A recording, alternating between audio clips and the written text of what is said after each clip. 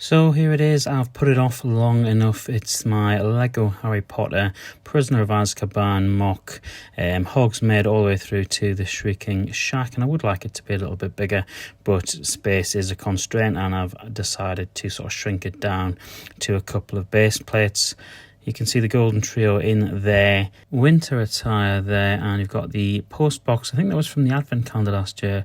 A little owl and a letter as well, nice touch. What I am pleased about with this particular part of it is the incline between the white brick and the shack. What I'm trying to recreate is the sort of depth that you see in Prisoner of Azkaban when Ron and Hermione are looking out towards the Shrieking Shack.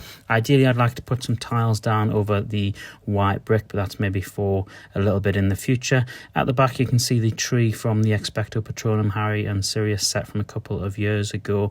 They just had to modify it slightly to take the Sirius side of it out, so you could put it on the back, and you may even be able to see Wolf Lupin there in the back as well, and you've got a gravelly track leading way down to that. So still a little bit of small detailing I'd like to do, including the gravel track. I'd like to get a few more different 1x1 studs in there, because I've done a slightly better job I think in the next section where the Whomping Willow is. As we move to the right hand side, you can see Draco, winter version of Draco there, and you might even be able to spot who is behind Have You Seen This Wizard poster. I just thought it was quite a fun place to put him. I've got Dean Thomas with his winter outfit there.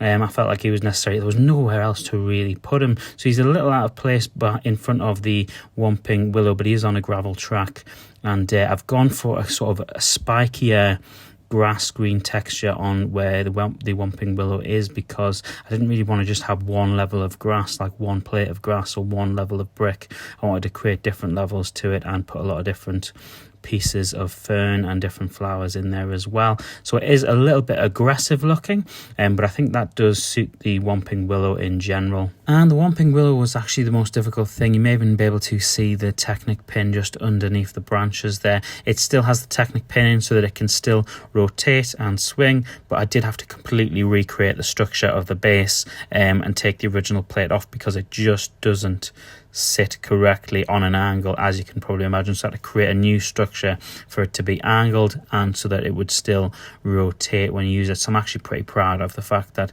it still works and operates how it should. As we move to the right hand side, you'll see throughout there's a variety of different lampposts. I've got a couple that are the same, but I've put a couple of different ones in there for variation. You can also see the wheelchair wizard from Diagon Alley. He's got a cookie in hand there, and these pieces that are on the bridge is something that I found at the pub wall, and it actually looks very similar, if not the same, to the pieces that are on the three broomsticks.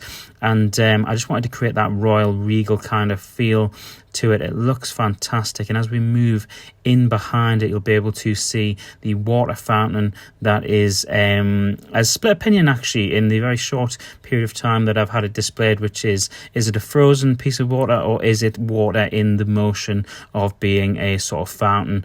I guess that's completely up for debate. You can see a ton of masonry bricks in behind it. You may also be able to spot Sirius Black in the back there as well. I know he's in two areas, but I just thought it was a nice little knick-knack for the set. You may also be able to see the mountainous sort of bit in the very back there, which is from the original Shrieking Shack set, and it's got the cloud on top of it as well. So that's probably where I should be putting Lupin, but I'm just going to leave it for now. As we move towards the three broomsticks, you've got Rita Skeeter in there. I just wanted to get Rita Skeeter in. There's absolutely no particular reason why she is in this scene, but I think it's a really, really nice looking minifigure, and I wanted to get her in there. She's got a quill and ink there, a magic pen. And as we move over to the three broomsticks, Madame Rosmerta is out front with her cup and a tankard of ale or butterbeer. I think that was in the advent calendar last year. She's waiting for her mate McGonagall there, and you've got a couple of the Christmas trees from the advent calendar last year as well, you can see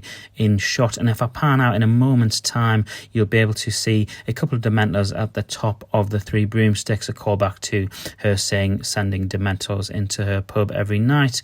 And there they are in the top corner. Honeydukes adds a bit of life and a bit of colour to this whole scene. You've got a witch with a sweet treat out front, as well as Mr. and Mrs. Flume at the front of the shop, and a ton of little sweet treats. And I had to get Aberforth in.